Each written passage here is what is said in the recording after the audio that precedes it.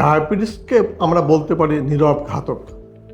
কারণ বেশিরভাগ ডায়াবেটিক রোগীর তেমন কোনো উপসর্গ থাকেন না। যে বাংলায় আমরা বলি বহুমূত্র, এই বহুমূত্র নাও হতে পারে একজন পেশেন্টের ডায়াবেটিস হয়ে যাওয়ার কারণে।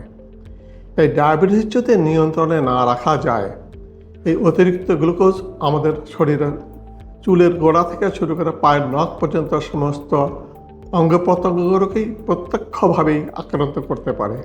কিডনি নষ্ট হতে পারে, চোখ নষ্ট হতে পারে, হৃদরোগে আক্রান্ত হতে পারে, পায়ে গ্যাংগ্রিন ঘা হতে পারে, প্রেগনেন্সি মায়েরা বা গর্ভবতী মায়েরা শিশু সন্তান ভূমিষ্ঠ নাও হতে পারে, আকারে মৃত্যু হতে পারে।